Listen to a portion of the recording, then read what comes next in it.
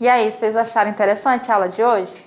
Vocês vão ver como esse estudo é muito interessante na nossa próxima aula. E aí a gente vai ver algumas situações sobre as datações com carbono 14, né? Que talvez a gente ainda não tenha trabalhado no terceiro ano, mas quem foi aluno da mediação no segundo ano, vocês viram que nós trabalhamos a datação com carbono 14 e também falamos sobre a idade da Terra, tudo isso em cima do estudo da radioatividade. Mas vamos lá para a gente fazer a nossa revisão sobre o estudo do decaimento radioativo. Nós estamos falando sobre as leis da radioatividade. E aqui nós temos o que foi falado sobre a cinética dos decaimentos radioativos, que é o estudo da velocidade com que ocorre a desintegração radioativa de um grupo de átomos de certo isótopo, por meio da emissão de radiações do tipo alfa e beta. A desintegração ela não está relacionada com a extinção do átomo, ou seja, o átomo não deixa de existir. Até porque, né, pessoal, nós estudamos no nosso primeiro ano que nada se perde e nada se cria, tudo se transforma. Então, a gente não perde massa para o nada e não surge massa do nada. A gente está vendo ali que o átomo está perdendo massa? Tá. Mas por quê? Porque ele está emitindo partículas. Partículas do tipo alfa e do tipo beta. Então, essa massa não está desaparecendo. Ela está sendo emitida na forma de radiação.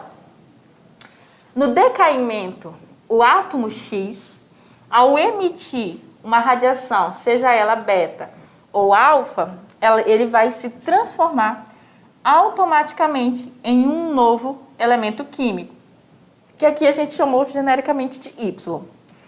O que ocorre até o átomo deixar de ser radioativo, e aí ele vai passar a ser um átomo estável. Os tipos de radiação envolvidas na desintegração radioativa. Daí nós temos a radiação alfa, que ela é composta por 2 prótons e 2 nêutrons. Nós temos a radiação beta, que é composta por 1 elétron e é formada a partir da conversão de um nêutron em próton e um neutrino e beta. E nós temos a radiação gama, que é uma onda eletromagnética, que é originada a partir das emissões alfa e beta do núcleo de um átomo, sendo por isso uma radiação que ela não se forma partícula, ela não emite partícula nenhuma. E a gente falou também sobre o tempo de meia-vida, que eu acho que foi um dos assuntos mais importantes da nossa aula, que é o tempo necessário para que o núcleo de um isótopo radioativo, de uma substância, se reduza à metade.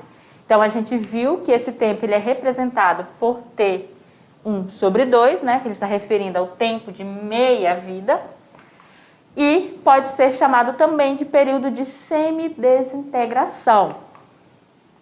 Aí a gente tem um exemplozinho, onde que a gente observa que a meia-vida, ela revela quanto tempo leva para que uma amostra radioativa reduza-se à metade. Então, aqui a gente tem a amostra de início. Quando ela emite a radiação, a sua massa vai ser reduzida pela metade. Isso vai ocorrer em todos os nossos decaimentos. E aí a gente vai encerrando essa primeira parte da revisão. Já já vocês têm a atividade e de praxe a gente vai estar aqui para fazer a correção dessa atividade junto com vocês. Eu aguardo vocês já já.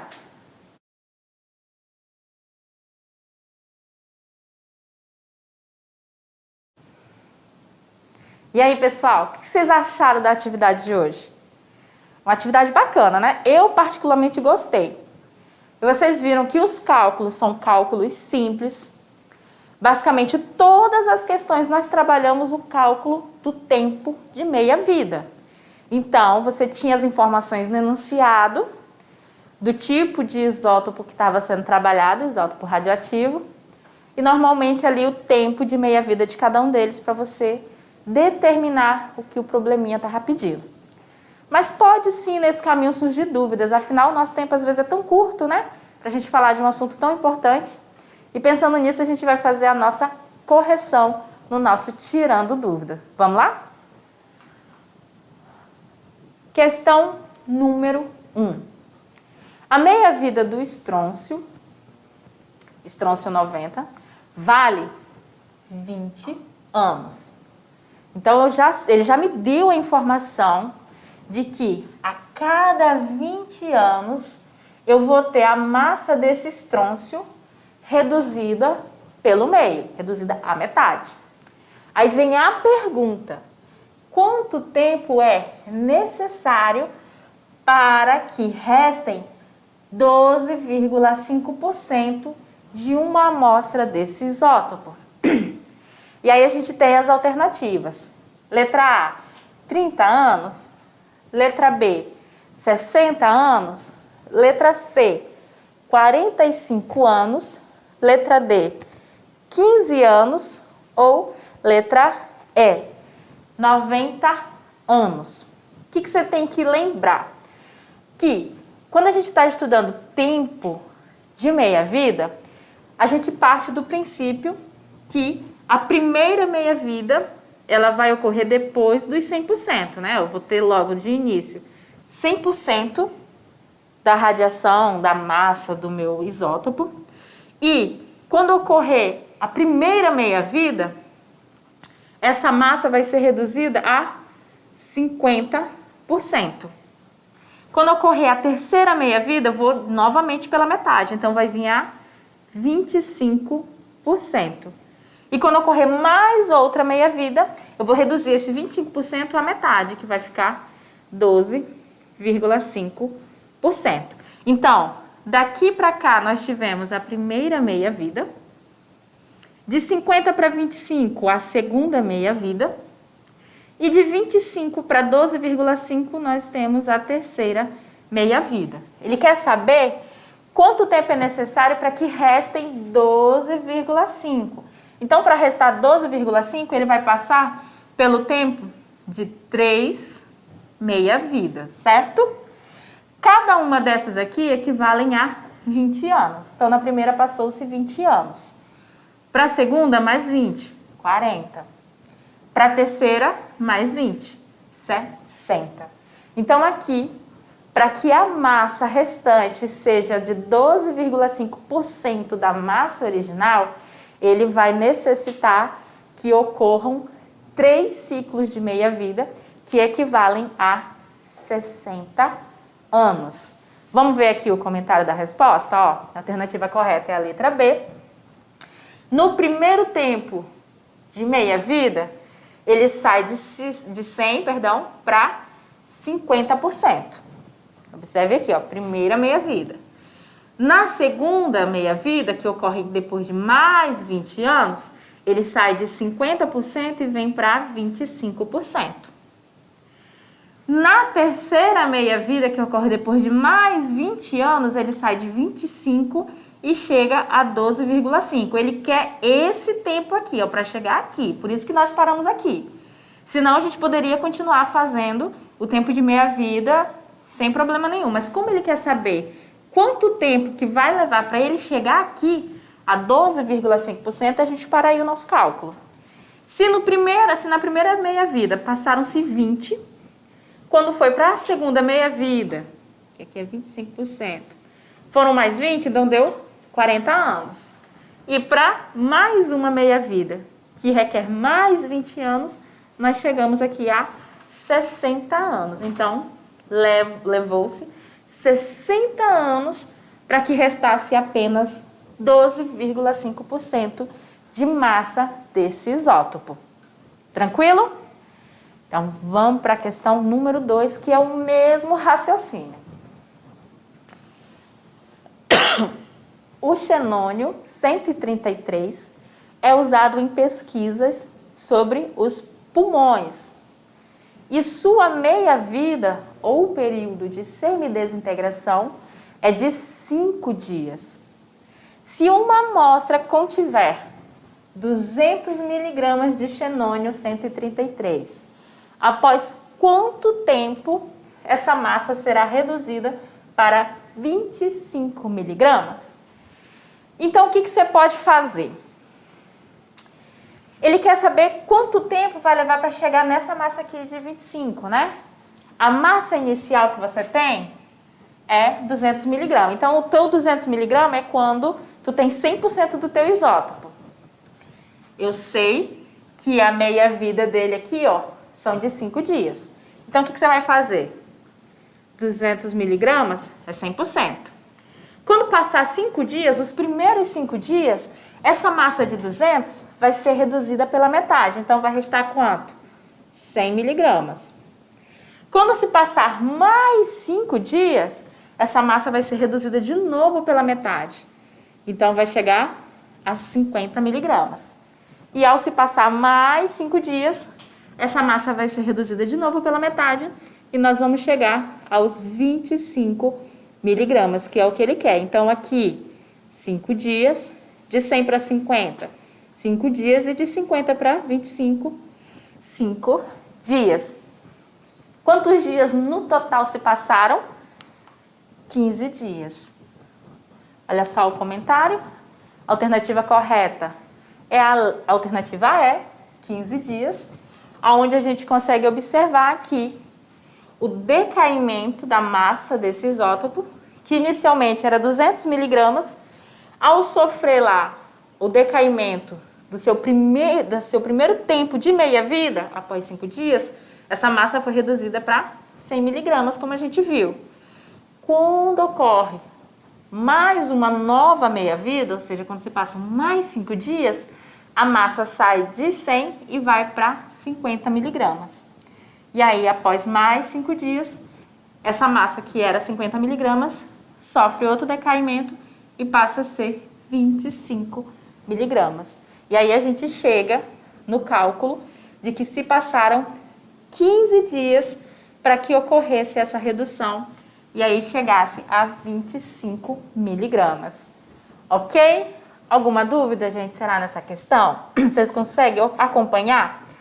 Que se eu tenho a massa inicial, como a gente tem aqui, ó, que é 200 miligramas, e eu quero saber quanto tempo vai levar para chegar nos 25 miligramas. E aí você vai vir fazendo o decaimento. Na primeira meia-vida de 200, eu vou ter essa massa reduzida pela metade, que vai sobrar 100. Na segunda meia-vida, eu vou ter a massa que é igual a 100, reduzida pela metade, que vai sobrar 50. E na terceira meia-vida, a massa que é igual a 50 vai ser reduzida pela metade. E aí ficam os meus 25 miligramas.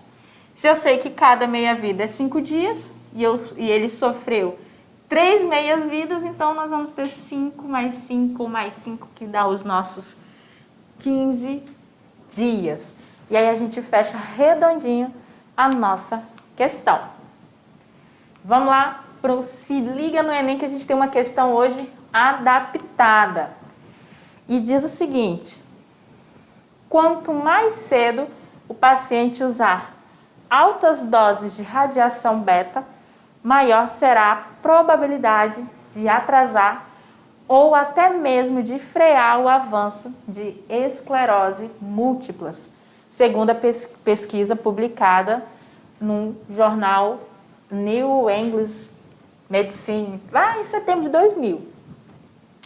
E aí ele fala assim: sendo assim, pelo menos imaginar que o elemento B210, agora esqueci o nome do elemento, sumiu da mente, ele é usado lá como uma possível alternativa para o tratamento da esclerose múltipla.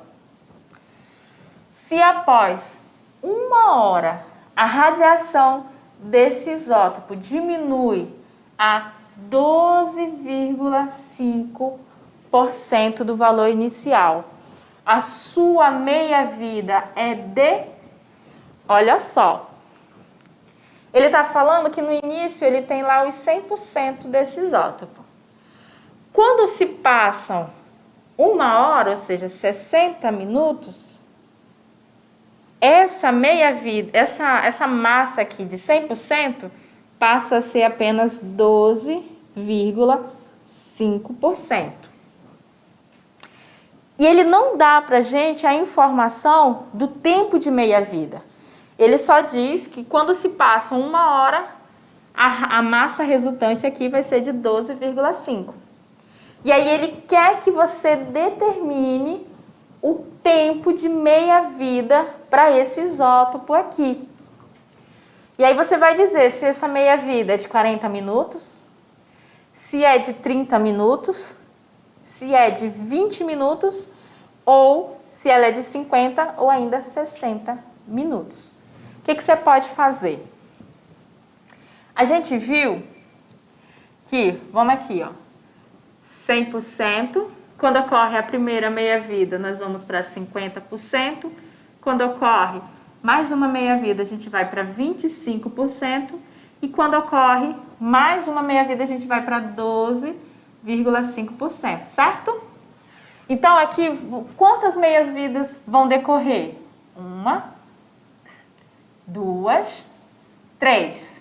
São 3 tempos de meia-vida aqui que nós vamos ter. Se no início nós tínhamos 60 minutos, né? Ali no início nós tínhamos 60.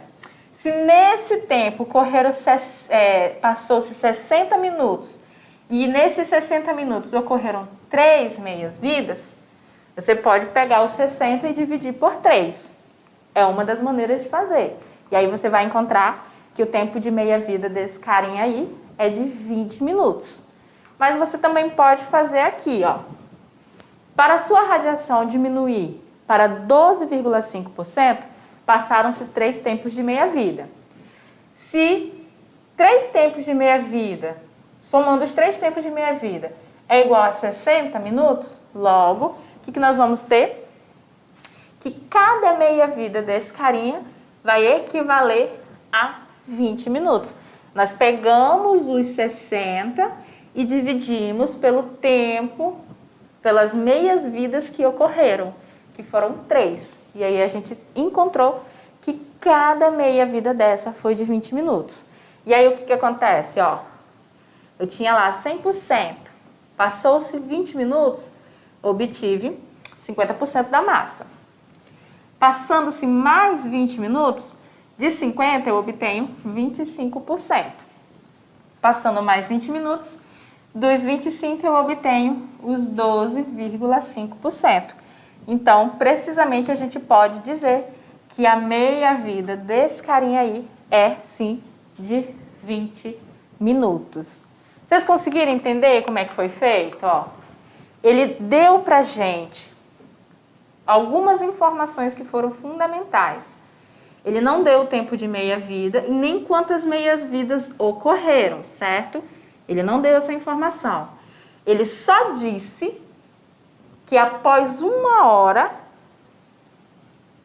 a massa desse cara, a radiação desse cara, reduziu a 12,5%. Então, dentro de 1 hora, ou seja, de 60 minutos, a massa dele foi reduzida a 12,5%. O que fez a gente observar que se no início eu tinha 100%, a gente vai determinar quantas meias-vidas ocorreram para saber o tempo de cada uma delas. Então, tinha 100%, foi para 50%, de 50% foi para 25%, de 25% para 12,5%. Então, ocorreram 3 meias-vidas, certo? Isso no tempo que equivale a 60 minutos.